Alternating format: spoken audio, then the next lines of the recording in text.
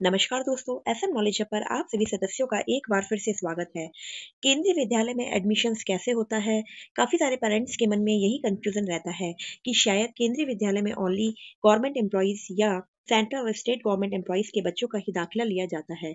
तो आज की वीडियो यही कंफ्यूजन दूर करने के लिए कि ऐसा कहना बिल्कुल गलत होगा कि केवल केंद्रीय विद्यालय में गवर्नमेंट एम्प्लॉइज के ही बच्चों का दाखिला होता है। इसके साथ साथ हम जो सीट्स का अलॉटमेंट है, जो reservation plus category plus priority का जो मेथड रखा जाता है, वह मैं आपको आज विद एग्जांपल आपको समझाना चाहूंगी, जिससे आपको पूरी क्लैरिटी से समझ में आ जाएगा कि केंद्रीय विद्यालय में जो सिलेक्शन का प्रोसेस है वह किस प्रकार से रहता है। इससे पहले जो चैनल पर नए हैं, चैनल को सब्सक्राइब अवश्य करें, क्योंकि केंद्रीय विद्यालय सत्र 2025-26 क्लास 1 जल्द ही रजिस्ट्रेशन स्टार्ट होंगे और बाल वाटिका 1 2 3 के लिए भी नोटिफिकेशन जारी किया जाएगा और वैकेंट सीट्स को फिल करने के लिए क्लास 2 to 12 नोटिफिकेशन जारी किया जाएगा। जो चैनल पर नए हैं, हमारी प्रीवियस वीडियोस को हमारे चैनल से देख सकते हैं, क्योंकि हमने केंद्रीय विद्यालय एडमिशन से संबंधित complete information step by step आपको प्रोवाइड करी हुई है कि क्या कैटेगरी होती है, किस प्रकार से आप चेक करेंगे कि आप किस कैटेगरी में लाई करते हैं, किस प्रकार से आप यह डिसाइड करेंगे कि आपका जो केंद्रीय विद्यालय है किस सेक्टर में लाई करता है, क्या क्या डॉक्यूमेंट आपको रजिस्ट्रेशन के टाइम पर चाहिए और क्या डॉक्यूमेंट आपको at the time of admission चाहिए। और इसके साथ साथ आरटी कोटा क्या होता है, कौन कौन से कोटा रद्द कर दिए गए हैं और क्या अभी भी एसडीसी कोटा लागू होता है या नहीं। तो हमने काफी सारी वीडियोस अपने चैनल पर डाली हुई हैं, तो आपको हमारे डिस्क्रिप्शन में प्लेलिस्ट का लिंक प्राप्त हो जाएगा। आप पहले प्रीवियस वीडियोस को अवश्य देखें, क्योंकि लास्ट वीडियो में भी हमने बाल वाटिका के बारे में डिस्कस किया था कि बाल वाटिका में किस प्रकार से एडमिशन्स होता है और क्या एज क्राइटेरिया रखा गया है और प्रायोरिटी कैटेगरी और रिजर्वेशन यानी कि जो लॉटरीज निकाली जाती हैं उसमें किस प्रकार से लॉटरी को डिस्ट्रीब्यूट किया गया है। तो पेरेंट्स, मैं आपको सबसे पहले बता दूं कि जो सबसे पहले जो लॉटरी निकाली जाती है वह है आरटी लॉटरी, जो कि मैंने लास्ट वीडियो में आपको बता दिया था। मैं आपको आज रिमाइंड कर देती हूँ कि फर्स्ट जो लॉटरी होती है RT lottery, then all differently abled lotteries निकाली जाती है यानी कि पीडब्ल्यूडीज की। उसके बाद में कैटेगरी 1 देन कैटेगरी 2 को फिल किया जाता है, देन एससी एसटी ओबीसी की जितनी भी सीट्स होती हैं उनको कंप्लीट किया जाता है, then category 3 then category 4 category 5 then category 6 वहां पर एप्लीकेबल होगी जहां पर केंद्रीय विद्यालय प्रोजेक्ट और आईएचएल सेक्टर के अंडर में आता है। और जो प्रेफरेंसेस है एडमिशन्स के लिए, उसमें नंबर ऑफ ट्रांसफर का रूल काफी महत्वपूर्ण रखता है। अगर आप सेंट्रल गवर्नमेंट एम्प्लॉइज हैं या स्टेट गवर्नमेंट एम्प्लॉइज हैं, तो जिन पेरेंट्स के नंबर ऑफ ट्रांसफर सबसे ज्यादा होते हैं उनको प्रायोरिटी पहले दी जाती है। अब मैंने एक टेबल बनाया हुआ है जिसको मैं आपको विद एग्जांपल समझाना चाहूंगी। यह मैंने एक डाटा अजम्पशन बेसिस पर उठाया है। आप ऐसा बिल्कुल भी मत समझिएगा कि यही पर्टिकुलर इतनी ही सीट्स इस क्लास में या इस कोटे से या इस कैटेगरी से अपॉइंट की जाती हैं, ऐसा नहीं है। यह मैंने एक अजम्पशन बेसिस पर एग्जाम्पल को लेकर आपको समझाने की कोशिश की है कि किस प्रकार से सीट्स का अलॉटमेंट होता है, क्योंकि जो पेरेंट्स कंफ्यूज्ड हैं कि केवल सरकारी नौकरी में जो पेरेंट्स है केवल उन्हीं बच्चों का दाखिला होता है, तो ऐसा बिल्कुल भी नहीं है। अगर आप जनरल कैटेगरी से आते हैं और आपके पास में ईडब्ल्यूएस सर्टिफिकेट है तो भी आप अप्लाई कर सकते हैं। अगर आप बीपीएल कार्ड धारक है तो भी आप अप्लाई कर सकते हैं। और आप किसी भी जॉब में नहीं है और किसी भी कोटा कैटेगरी में नहीं आते हैं तो भी आप अपने बच्चे के फॉर्म को फिल कर सकते हैं।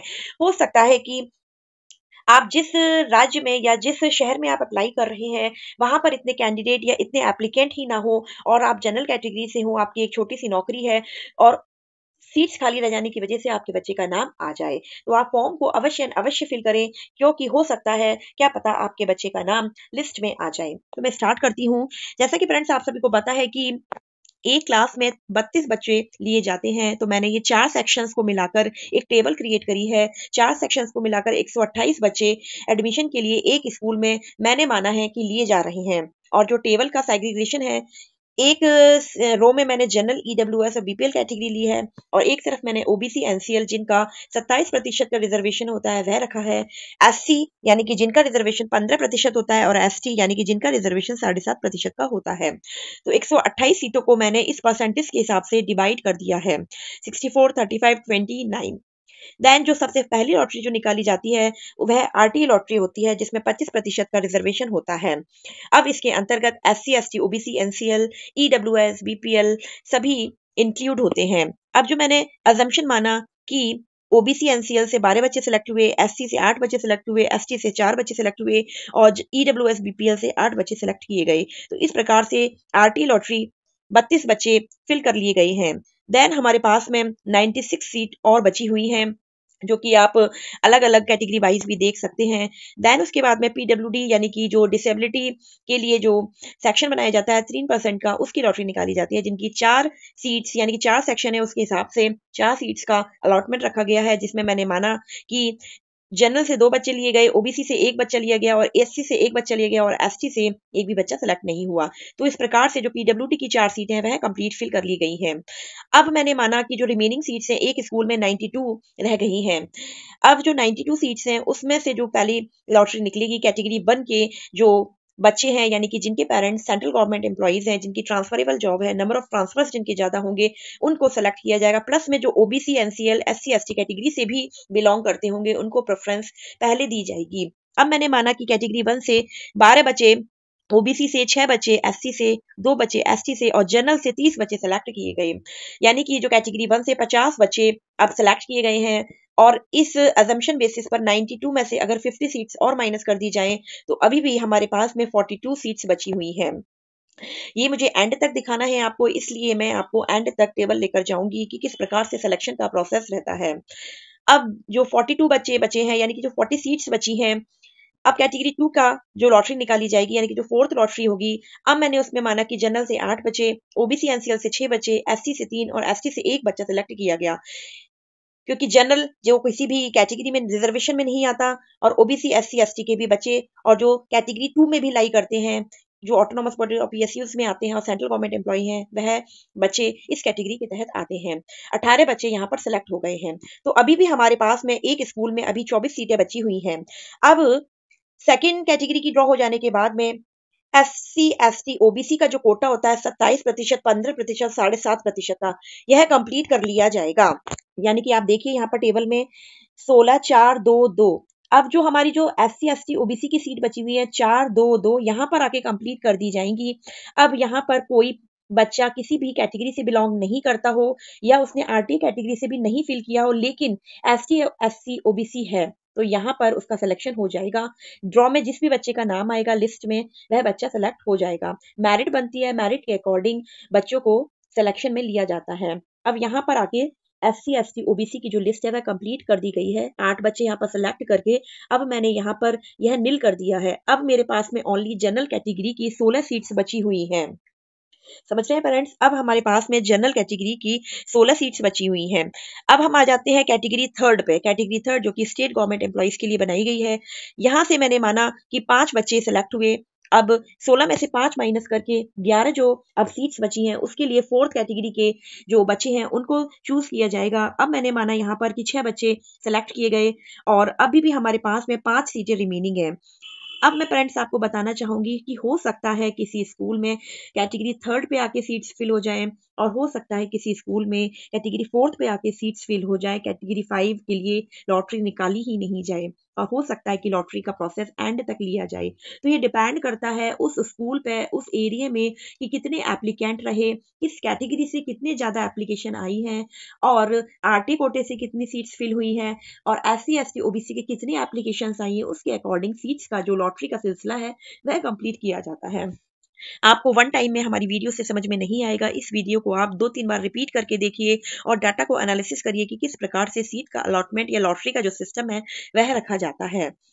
इसके बाद जो लास्ट लॉटरी है कैटेगरी 5 की 8th लॉटरी, जो कि 5 सीट्स हैं अभी हमारे पास में, मैंने ऐसा माना है वो जनरल सीट से जो हैं, जो कि किसी भी ऊपर की कैटेगरी में नहीं आते हैं, ना ही उन्होंने आरटी कैटेगरी से अप्लाई किया, ना ही कैटेगरी 1 to 4 में लाई करते हैं, वह बच्चे अब कैटेगरी 5 से सिलेक्ट हो जाएंगे। तो इस तरीके से कैटेगरी 5 तक आते आते सारी सीट्स अब 0 हो चुकी हैं। तो यह जो डाटा है मैंने अजम्पशन बेसिस पे आप लोगों के लिए रेडी किया है। तो पेरेंट्स आप सभी को समझ में आ गया होगा, यह जो डाटा है मैंने अजम्पशन बेसिस पर फॉर एग्जांपल आपके लिए एक स्कूल का क्राइटेरिया आपको समझाया है सिलेक्शन का, लेकिन केंद्रीय विद्यालय संगठन का सीट अलॉटमेंट और सिलेक्शन प्रोसेस का जो डिसीजन होता है वही मान्य होता है।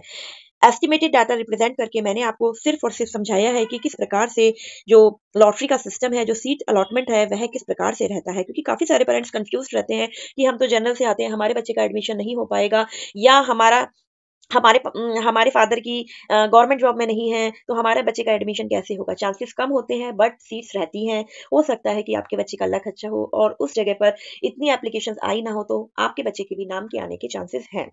क्योंकि जो क्योंकि जो केंद्रीय विद्यालय है, उन्होंने जो स्कूल का जो पूरा एजेंडा बनाया हुआ है, प्रायोरिटाइज़ किया हुआ है, क्योंकि जो सेंट्रल गवर्नमेंट एम्प्लॉइज़ हैं, उन्हीं के लिए एस्टैब्लिश किया गया था।